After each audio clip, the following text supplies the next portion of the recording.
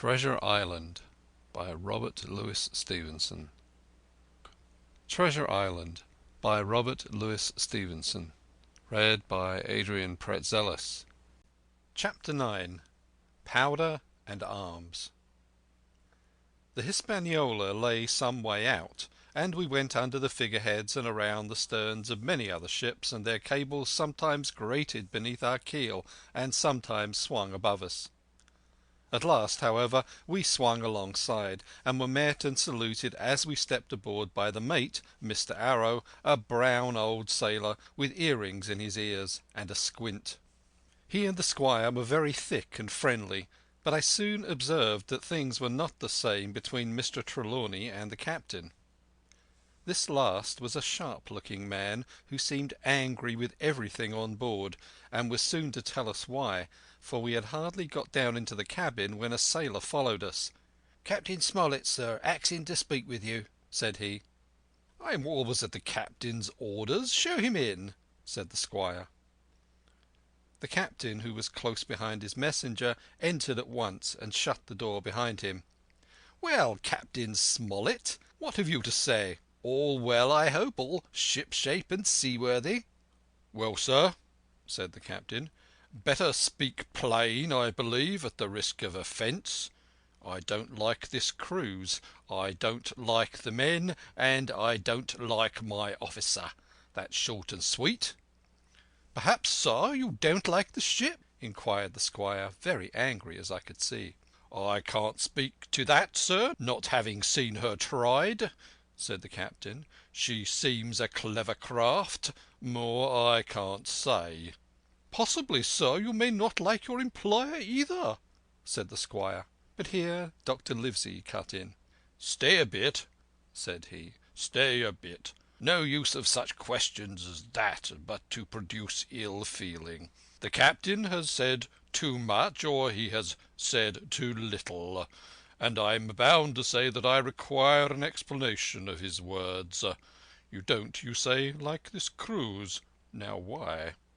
"I was engaged, sir, on what we call sealed orders, to sail this ship for that gentleman where he should bid me," said the captain. "So far, so good.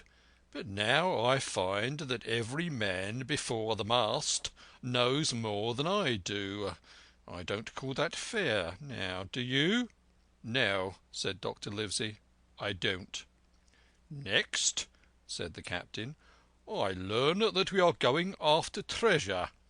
Hear it from my own hands, mind you. Now, treasure is ticklish work. I don't like treasure voyages on any account, and I don't like them above all when they are secret, and when, begging your pardon, Mr. Trelawney, the secret has been told to the parrot." "Silver's parrot?" asked the squire. "It's a way of speaking," said the captain. "Blabbed, I mean. It's my belief neither of you gentlemen know what you are about, but I'll tell you my way of it, life or death, and a close run." "That is all clear, and I dare say true enough," replied Dr. Livesey. "We take the risk, but we are not so ignorant as you believe us. Next, you say you don't like the crew. Are they not good seamen?" "I don't like them, sir," returned Captain Smollett, "and I think I should have had the choosing of my own hands, if you go to that." "Perhaps you should," replied the doctor. "My friend should perhaps have taken you along with him, but the slight, if there be one, was unintentional. And you don't like Mr. Arrow?" "I don't, sir. I believe he's a good seaman, but he's too free with the crew to be a good officer. A mate should keep himself to himself, shouldn't drink with the men before the mast." "Do you mean he drinks?" cried the squire. "No, sir," replied the captain. "Only that he's too familiar. Well now, and the short and the long of it, captain?" asked the doctor. "Tell us what you want." "Well, gentlemen, are you determined to go on this cruise?" "Like iron," answered the squire. "Very good," said the captain. Then, as you've heard me very patiently saying things that I could not prove, hear me a few words more. They are putting the powder and arms in the fore-hold. Now, you have a good place under the cabin. Why not put them there? First point. Then, you are bringing 4 of your own people with you, and they tell me some of them are to be berthed forward. Why not give them the berths here besides the cabin? Second point. "Any more?" asked Mr. Trelawney. One more, said the captain. There's been too much blabbing already. Far too much, agreed the doctor. I'll tell you what I have heard myself, continued Captain Smollett, that you have a map of an island, that there's crosses on the map to show where treasure is, and that the island lies, and then he named the latitude and longitude exactly. I never told that, cried the squire, to a soul. The hands know it, sir, returned the captain. Livesey, that must have been you or Hawkins, cried the squire. It doesn't much matter who it was, replied the doctor, and I could see that neither he nor the captain paid much regard to Mr. Trelawney's protestations. Neither did I, to be sure, he was so loose a talker. Yet in this case I believe he was really right, and that nobody had told the situation of the island. Well, gentlemen, continued the captain, I don't know who has this map, but I make it a point it shall be kept secret even from me and Mr. Arrow. Otherwise, I would ask you to let me resign. I see, said the doctor.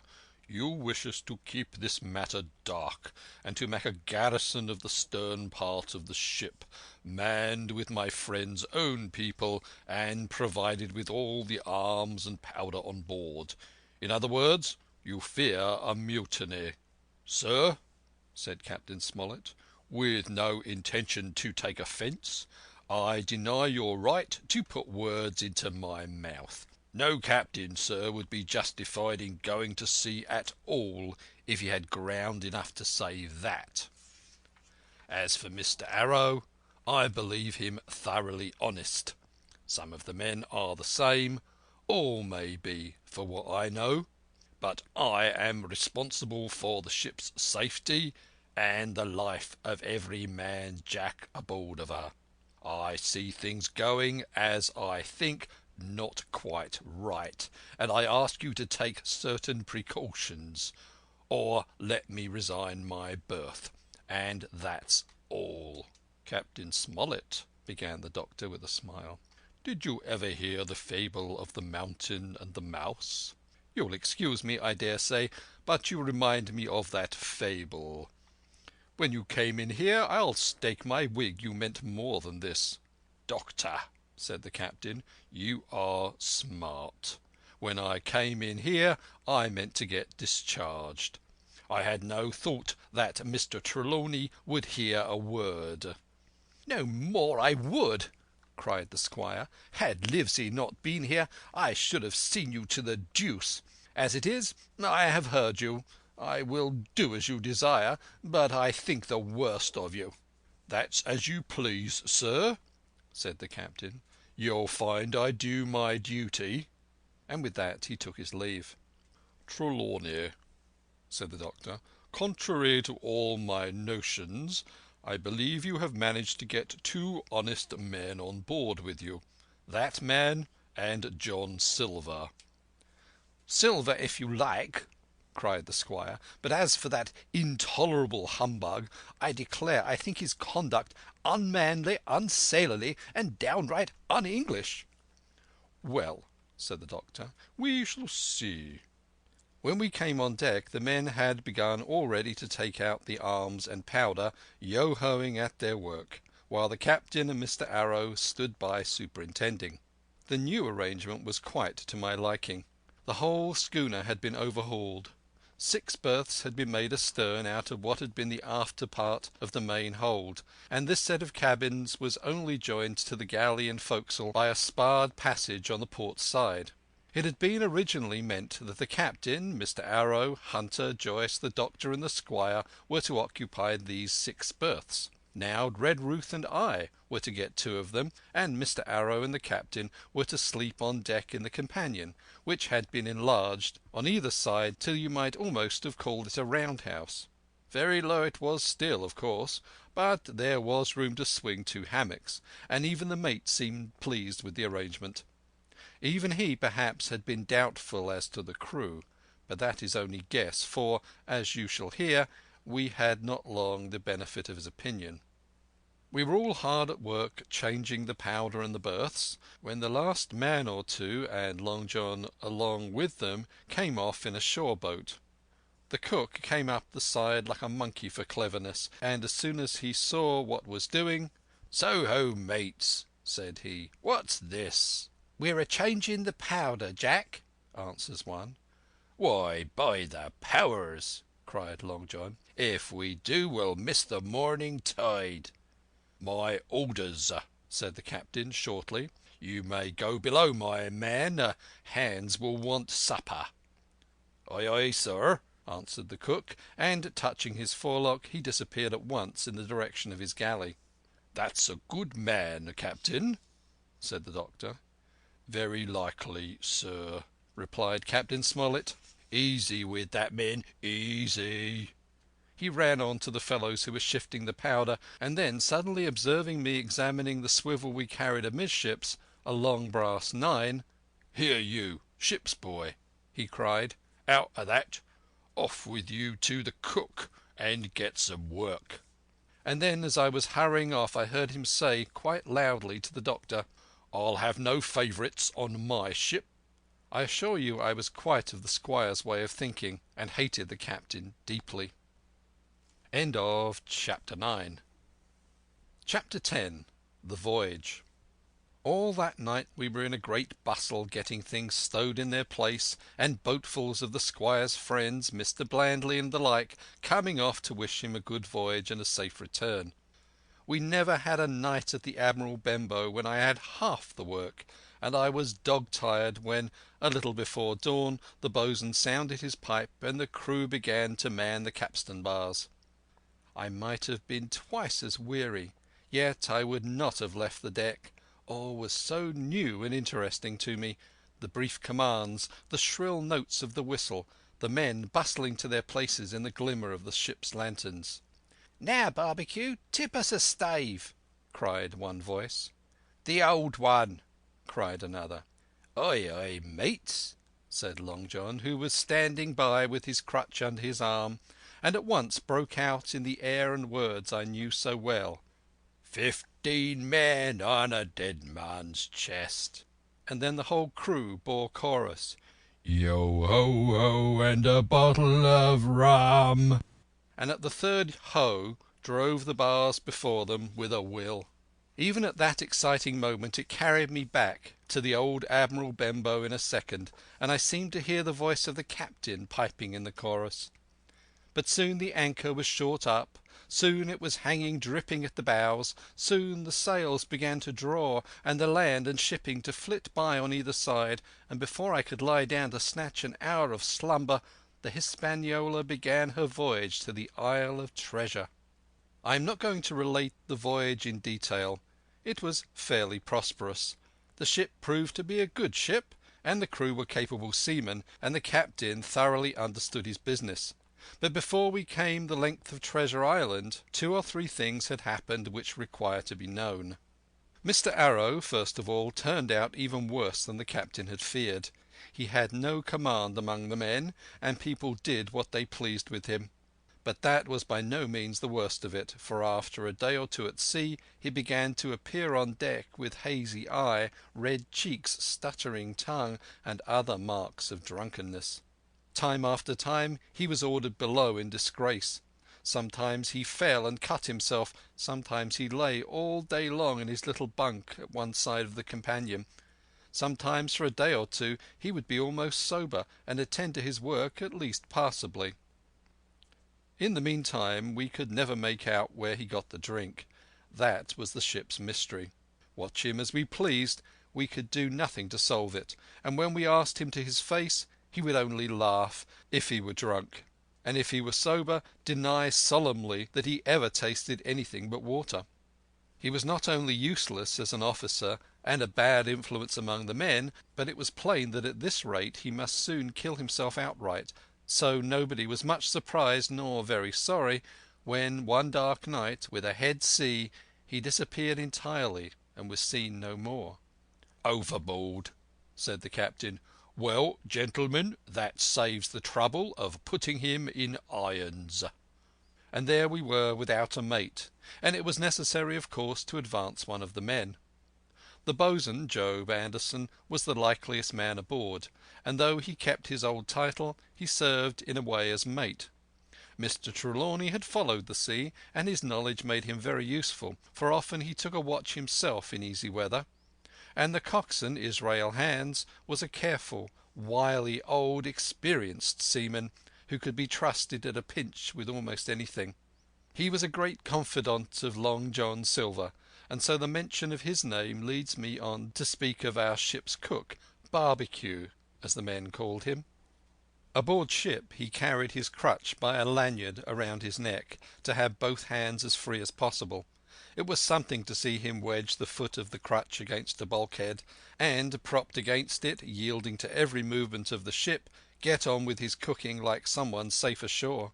Still more strange was it to see him in the heaviest of weather cross the deck. He had a line or two rigged up to help him across the widest spaces.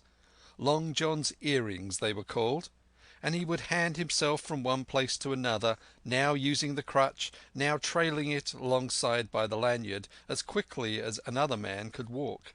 Yet some of the men who had sailed with him before expressed their pity to see him so reduced. "He's no common man, Barbecue," said the coxswain to me. "He had a good schooling in his young days, and can speak like a book when he's so minded. And brave! A lion's nothing longside of Long John. I've seen him grapple four and knock their heads together, him unarmed." All the crew respected and even obeyed him. He had a way of talking to each and doing everybody some particular service. To me he was unweariedly kind, and always glad to see me in the galley, which he kept as clean as a new pin, the dishes hanging up burnished, and his parrot in a cage in the corner. "Come away, young Hawkins," he would say. "Come and have a yarn with John. Nobody more welcome than yourself, my son. Sit you down and hear the news. Here's Captain Flint. I calls my parrot Captain Flint, after the famous buccaneer. Here's Captain Flint predicting success to our voyage. Wasn't you, Captain?" And the parrot would say with great rapidity, "Pieces of 8, pieces of 8, pieces of 8," till you wondered that it was not out of breath, or till John threw his handkerchief over the cage. "Now that bird," he would say, "is maybe 200 years old, Hawkins. They live forever mostly, and if anybody see more wickedness, it must be the devil himself. She's sailed with England, the great Captain England, the pirate. She's been at Madagascar and at Malabar and Surinam and Providence and Portobello. She was at the fishing up of the wrecked plate ships. It's there she learned pieces of 8, and little wonder, 350,000 of 'em, Hawkins. She was at the boarding of the Viceroy of the Indies out of Goa, she was, and to look at her you would think she was her babby. But you smelt powder, didn't you, Captain?" "Stand by to go about," the parrot would scream. "Ah, she's handsome craft, she is," the cook would say, and give her sugar from his pocket. And then the bird would peck at the bars and swear straight on, passing belief for wickedness. "There," John would add, "you can't pitch and not be mucked, lad. Here's the poor old innocent bird of mine swearing blue fire, and none the wiser you may lay to that. She would swear the same, in a manner of speaking, before the chaplain." And John would touch his forelock with a solemn way he had that made me think he was the best of men. In the meantime the squire and Captain Smollett were still on pretty distant terms with one another. The squire made no bones about the matter. He despised the captain. The captain, on his part, never spoke but when he was spoken to, and then sharp and short and dry, and not a word wasted. He owned, when driven into a corner, that he seemed to have been wrong about the crew, that some of them were as brisk as he wanted to see, and all had behaved fairly well. As for the ship, he had taken a downright fancy to her. "She'll lie a point nearer the wind than a man has the right to expect of his own married wife, sir.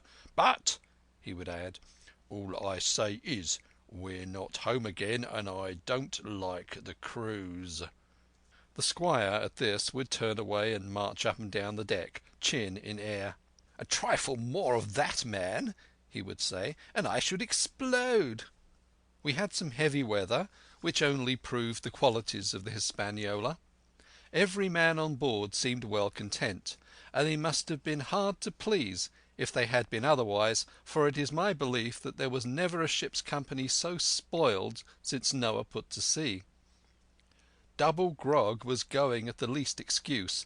There was duff on odd days, as, for instance, if the squire heard it was any man's birthday, and always a barrel of apples standing broached in the waist for anyone to help himself that had a fancy. "Never knew good to come of it yet," the captain said to Dr. Livesey. "Spoil forecastle hands, make devils. That's my belief." But good did come of the apple barrel, as you shall hear. For if it had not been for that, we should have had no note of warning, and might all have perished by the hand of treachery. This is how it came about. We had run up the trades to get wind of the island we were after. I am not allowed to be more plain, and now we were running down for it with a bright lookout day and night. It was about the last day of our outward voyage, by the last computation. Some time that night, or latest before noon of the morrow, we should sight the Treasure Island. We were heading southwest, and had a steady breeze abeam and a quiet sea. The Hispaniola rolled steadily, dipping her bowsprit now and then with a whiff of spray. All was drawing alow and aloft. Everyone was in the bravest spirits, because we were now so near an end of the first part of our adventure. Now, just after sundown, when all my work was over and I was on my way to my berth, it occurred to me that I should like an apple. I ran on deck. The watch was all forward, looking out for the island. The man at the helm was watching the luff of the sail and whistling away gently to himself, and that was the only sound, excepting the swish of the sea against the bows and around the sides of the ship. In I got bodily into the apple barrel, and found there was scarce an apple left, but sitting down there in the dark, what with the sound of the waters and the rocking movement of the ship, I had either fallen asleep or was on the point of doing so, when a heavy man sat down with rather a clash close by. The barrel shook as he leaned his shoulders against it, and I was just about to jump up when the man began to speak. It was Silver's voice, and before I had heard a dozen words I would not have shown myself for all the world, but lay there trembling and listening in the extreme of fear and curiosity, for from these dozen words I understood that the lives of all the honest men aboard depended upon me alone. End of Chapter 10.